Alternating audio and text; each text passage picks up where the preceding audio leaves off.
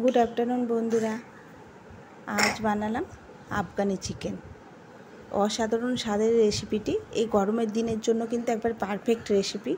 শরীর ঠান্ডা রাখতে অসাধারণ স্বাদের এই রেসিপিটা একবার বানিয়ে দেখো কত সফট হয়েছে আর অসাধারণ খেতেও হয়েছিল, তাই তোমাদের সাথে শেয়ার করতে চলে এলাম। তো চলো তোমাদেরকে আজকে বানিয়ে দেখাই কিভাবে আমি বানিয়েছিলাম আফগানি চিকেনটা। এখানে আমি তার জন্য 1 কেজি চিকেনকে ভালো করে ধুয়ে জল ঝরিয়ে রেখেছি। তার আগে মশলাটা তৈরি করে নিই। এখানে ধনে পাতা নিয়েছি, 4টে কাঁচা লঙ্কা আর একটা বড় সাইজের পেঁয়াজকে আমি ভালো মতো পেস্ট করে নিয়েছি আর সামান্য একটু জল দিয়ে পেস্ট করে নিয়েছি। তারপরে সে পেস্ট আমি সরিয়ে রেখেছি। তারপর আরেকটি বাটিতে এখানে 150 গ্রাম টক দই নিয়েছি, ভালো করে ফেটিয়ে নেব। 1 কেজি চিকেনের জন্য 150 গ্রাম টক দই দিতে হবে। আর যে পেস্টটা করে রেখেছিলাম সেটা সম্পূর্ণটাই দইয়ের মধ্যে দিয়ে ভালো করে মিশিয়ে নেব। নিয়ে এদিকে চিকেনটা আমি প্রথমে লবণ দিয়েছি 1 চামচ আর গোলমরিচ গুঁড়ো দিয়েছি 1 চামচ দিয়ে ভালো করে মাখিয়ে নেব। আর এইদিকে যে দইয়ের পেস্টটা আছে সেটার মধ্যে 1 চামচ আদা বাটা আর 1 চামচ রসুন বাটা আমি দিয়েছি। একসাথেই দুটো আমি দিয়ে দিয়েছি আর বাকিটা আমি পরে দেব। সম্পূর্ণটা দিয়ে দিই। আর যে পেস্টটা আমি বানিয়ে রাখলাম মশলার, সেটা চিকেনের মধ্যে দিয়ে দেবো। খুব বেশি দেবে না, অল্প করেই দেবে, 2 হাতার মতো দিয়ে ভালো মতো মাখিয়ে নিয়ে আধা ঘন্টার মতো ম্যারিনেট করে রেখে দেবে। তাতে চিকেনগুলোর মধ্যে এই মশলার স্বাদটাও পাওয়া যাবে আর খুব সুন্দর সফট হয় রান্নার পরে।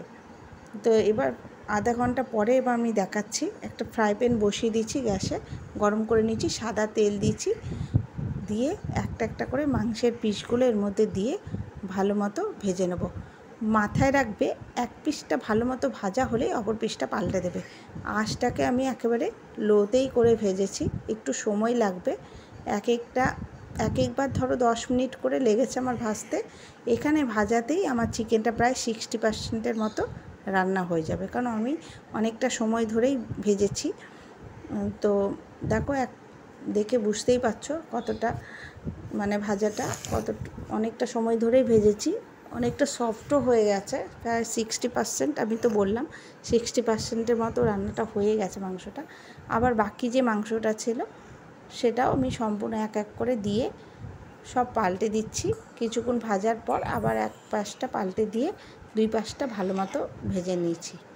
নিয়ে তারপরে এই কড়াইয়ের মধ্যে সর্ষের তেল দিয়েছি। তেলটা কিন্তু খুব বেশি গরম করবে না, তাহলে দই আছে, দইটা ফেটে যেতে পারে। হালকা একটু গরম হলে মশলাটা সম্পূর্ণটা ছেড়ে দেবে। নিয়ে এবং কন্টিনিউ নাড়তে থাকবে, ফ্লেমটা কিন্তু লোতে রাখবে।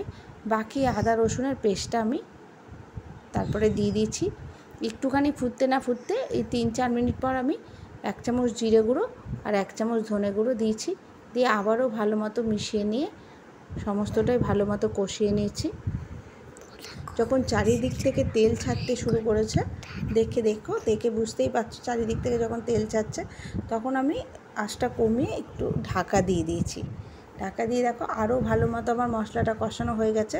প্রায় চারিদিক থেকেই তেলটা সম্পূর্ণটাই বেরিয়ে এসেছে আমার তেলটা। তখন আমি এর মধ্যে যে ভেজে রাখা চিকেনগুলো সেটা সম্পূর্ণটাই দিয়ে দেব। দিয়ে ভালো করে মশলার সাথে মাখিয়ে নিয়েছি। ভালো করে মিশিয়ে নিয়ে একটা কথা তোমাদেরকে বলি, আমার রান্নাগুলি যদি তোমাদের ভালো লেগে থাকে তাহলে আমার ইউটিউব চ্যানেলটাকে অবশ্যই সাবস্ক্রাইব করে দিও। আর ফেসবুক পেজ থেকে যদি তোমরা দেখে থাকো তাহলে অবশ্যই ফেসবুক পেজটাকে ফলো করে দিও। আমি চিকেনটাকে বারে একটু একটু করে নাড়িয়ে দিচ্ছি আর 5 মিনিট পর ঢাকনা খুলে আবার নাড়িয়ে দিচ্ছি, কারণ তলে যাতে ধরে না যায়, দই আছে। আবার ঢাকনা দিয়ে দিচ্ছি। এভাবে ঢাকনা চাপা দিয়ে আমি মোট 15 মিনিট মতো কুক করে নিয়েছিলাম।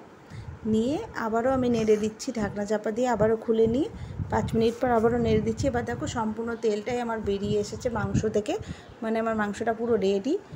তারপর আমি উপর থেকে অবশ্যই চিনি দেবে স্বাদ ব্যালেন্সের জন্য, আর একটু গরম মশলা দেবে।